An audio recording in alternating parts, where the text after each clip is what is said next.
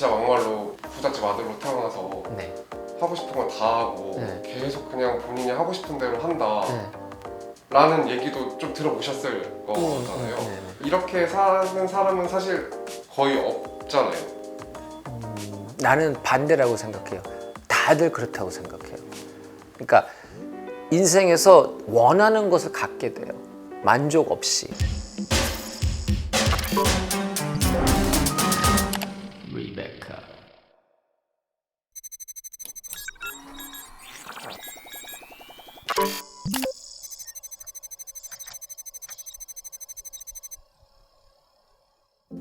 저는 그렇게 생각해요.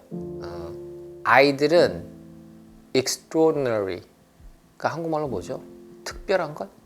그 특별한 것을 할 수 있는 능력이 있어요. 근데 그 특별한 것을 하는 것을 멈추게 하면 이상한 것을 해요. 그래서 나를 춤을 멈추게 하면 내가 이상한 짓을 했을 것 같아요. 내가 그 춤하고 느끼는 그 스페셜 릴레이션십, 그게 우리 부모님은 없기 때문에 이해를 못하고, 근데 그것을 나보고 하지 말라 그러면 나는 다른 거하고 연결을 다른 것을 찾아야 돼요. 안 할 수가 없는 거예요. 그러니까 그것을 공부로 자꾸 돌리려고 그랬지만 나는 공부하고 그게 안 맞기 때문에 내가 춤을 추자면 내가 살아있는 것 같이 느껴지고 내가 공부할 때 내가 죽어있는 것 같이 느껴지니까 이거를 못하게 하면은 이상한 짓을 하게 되죠. 저는 오히려 아이들이 평생 그것을 하면서 안 살게 된다 해도 그 나이 때 춤을 안 추면 언제 추지? 그걸 막아놓으면 그 에너지가 어디로 가지? 그런 계산은 없이 이 문 닫고 이 문 닫고 이 문 닫고 그러면은 걔가 방 안에서 뭐를 할 수 있는 게 뭐가 있을까요? 그래서 저는 우리 부모님이 나를 막으려고 많이 노력을 했지만 나는 울면서 그냥 했어요.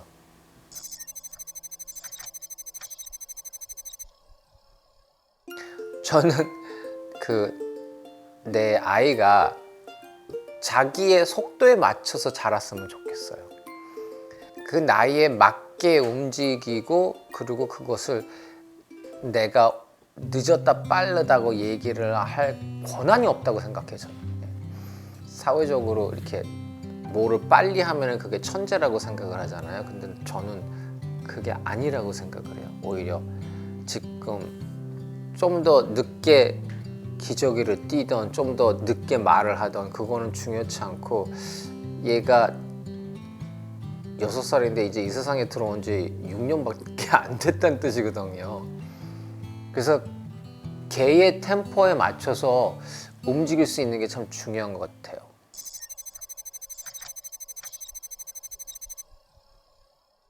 우리 부모님이 저를 음악을 이제 공부를 시키려고, 한국 부모님 다들 뭐 피아노서부터 뭐 이런 거 뭐 그런 거, 아쉬운 게 뭐냐면 미국 애들은 음악을 혼자서 무슨 클래식 음악을 이렇게 배우질 않아요.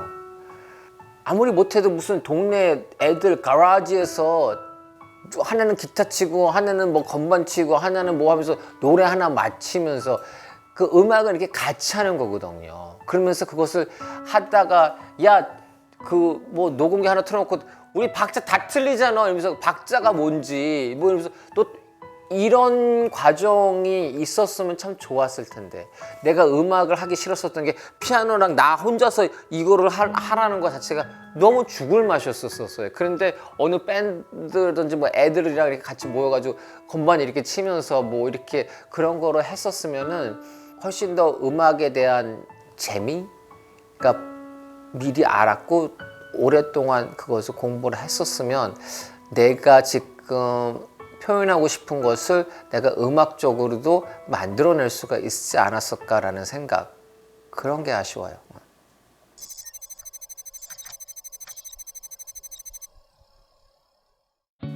30대에 내가 음반을 다시 낼 수 있는 기회가 없었거든요.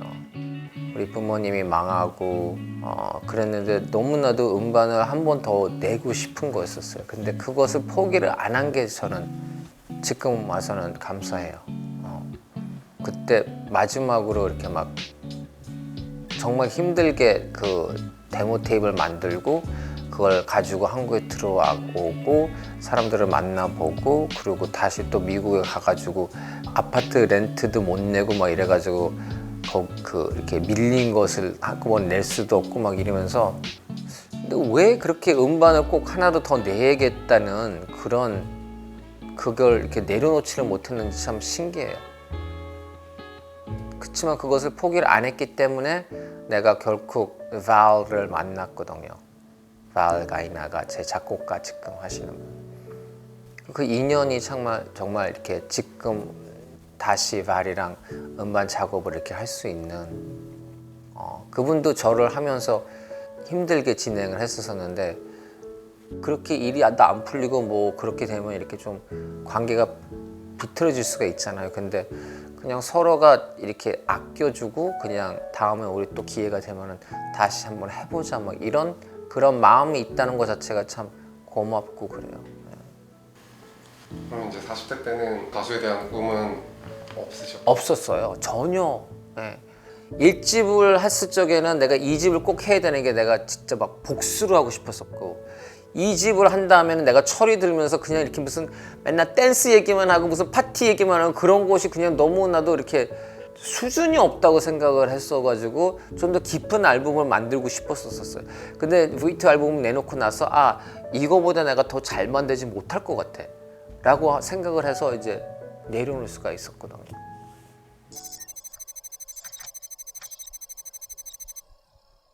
내가 그런 얘기를 한 적이 있었어요.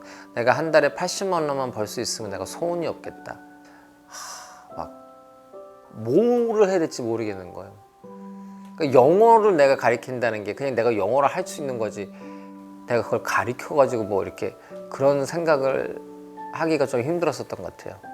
왜냐하면 그게 밥벌이가 되는 건지 아닌지도 잘 몰랐었고 그래서 근데 그것을 이제 아는 분들이 자기가 아는 사람이 이제 영어 배우고 싶은데 혹시 가르치고 싶냐고 해서 그래 해볼게. 예, 왜냐면 이제 너무 할 게 없으니까. 그러다가 이제 월드컵이 언제였었죠? 2002년.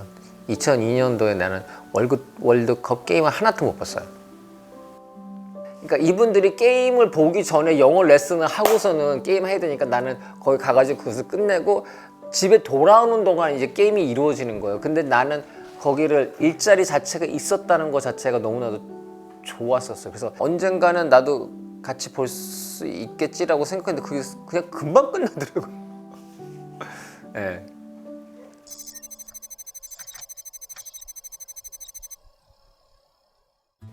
영어를 가르치려고 그랬는데 이제 이 아이들이 배워야 되는 영어 책이 이거면 이게 애들이랑 이렇게 안 맞고 기초적인 것도 너무나도 모르는데 이 책 수준은 자꾸 올라가는 거예요. 아이들이 이것을 배우지를 못하는 거예요. 큰 학원에서 무슨 얘기를 하냐면 탑 10%는 무슨 책을 들이대도 소화할 수 있대요. 왜? 애들이 공부도 잘하고 부모님들이 너무 으쌰으쌰하기 때문에 그것을 다 소화한다는 거예요. 근데 나머지 90% 그리고 특별히 그 밑에 50%는 걔네들이 할 수 있는 책을 가져오면 자기가 그 책을 사겠다는 거예요. 근데 나도 그런 책을 찾는데 애들을 가르치려고 그 책이 존재를 하지 않는 거예요. 애들이 이제 만약에 나한테 등록을 하러 오잖아요. 그러면 내 아이가 학원을 따라가지를 못하는데 이거 어떡하지? 그러면 제가 열심히 가르쳐 볼 건데 아무리 열심히 내가 해봐도 얘가 이해는 안 되고 시간은 금방 지나가고 그러니까 잠을 못 자는 거죠. 내가 이거 어떻게 가르치지? 어떻게 가르치지? 이 방식으로는 안 된다는 것을 내가 알았었어요. 그러면은 어떻게 가르치면 이게 가능할까? 그걸 고민을 하면서 자꾸 길을 찾아가는 거죠. 음반을 작업했었던 것보다 더 많은 열정을 가지고 십몇 년을 내가 그것을 만들었었거든요. 큰 회사들이랑 이렇게 아이디어랑 같이 이렇게 진행을 하려고 그랬었는데 안 됐었던 이유가 이제 이 콘텐츠 너무 좋은데 누가 만들었다고 얘기를 하기가 힘들다는 거예요.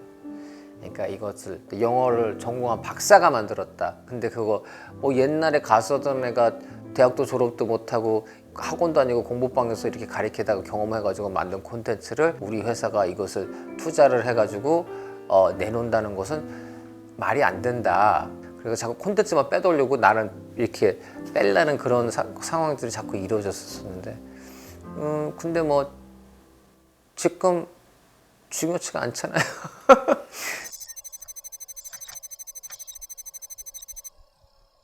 팬들이 제일 내가 해주기를 원하는 게 음악을 다시 해달라는 게 그래서 내가 팬들이 원하는 음악을 하려면 내가 정말 시간이 좀 오래 걸릴 것 같다는 생각이 들었었어요.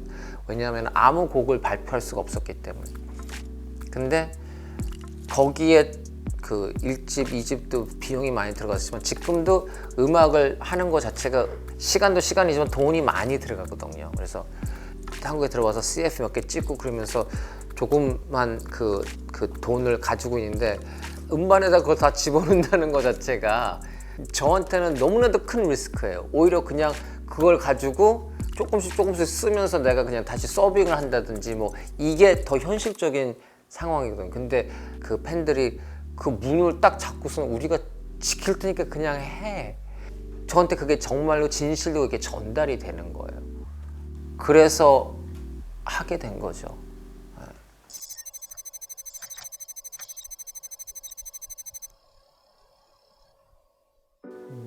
나는 반대라고 생각해요. 다들 그렇다고 생각해요. 그러니까 인생에서 원하는 것을 갖게 돼요. 만족 없이. 그러니까 지금 에이스가 가지고 있는 이 트레이닝 바지 원해서 샀어요? 그쵸? 네. 그 지금 신고 있는 양말 원해서 샀어요? 네.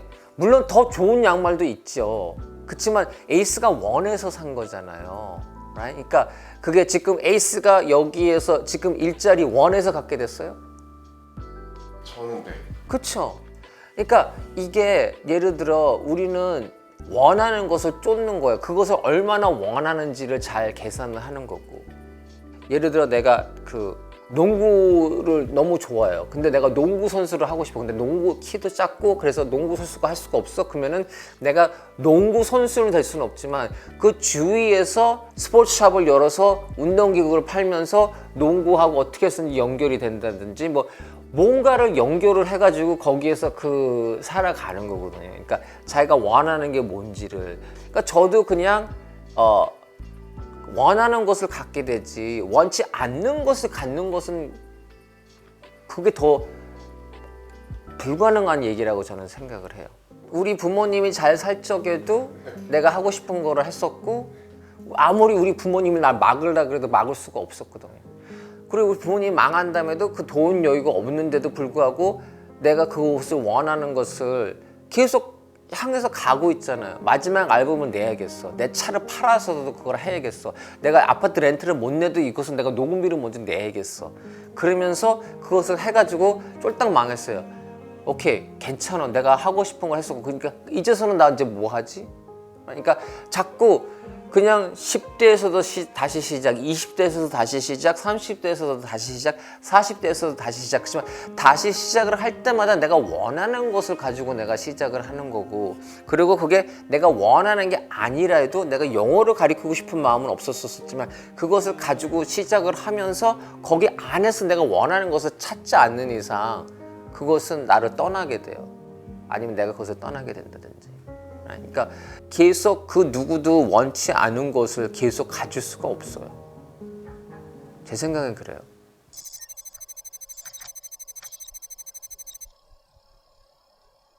축복이에요.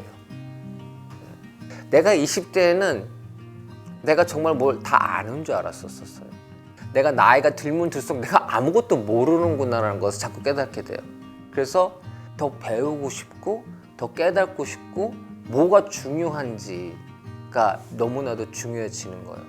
어느 회사에 가서 무슨 일을 하냐가 중요한 게 아니고 어느 회사에 가서 내가 어떻게 변해가나가 중요한 거예요.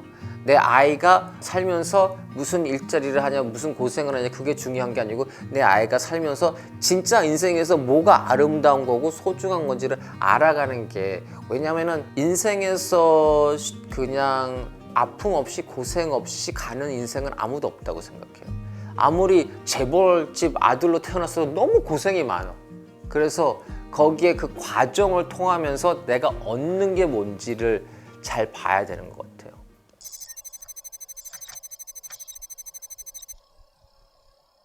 슈가맨을 통해서 내가 너무나도 가난한 삶을 살다가 지금은 여유의 삶을 살고 있는데 나는 내 자신을 지켜보고 있어요. 내가 어떻게 변해가고 있는지.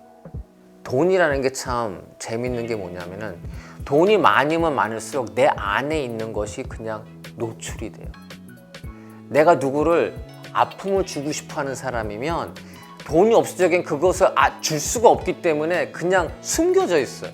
근데 돈이 들어오잖아요. 그러면은 내가 남을 해칠 수 있는 힘이 생겨. 그러면은 이 사람 안에 내가 뭐가 있는지를 나도 알 수 있게 되는 거예요. 그래서 사랑하고 싶어 하는 사람, 그거가 있으면 그게 더 이루어지는 거고, 악이 있으면 더 많은 사람한테 악을 베푸는 거예요. 그게 돈의 상황이에요. 돈은 나를 더 악하게 만들고 더 기쁘게 만드는 거예요. 그냥 내 안에 있는 것을 더 크게 만드는 게 돈인 것 같아요.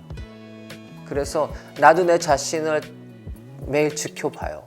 내가 어떻게 변화가는지.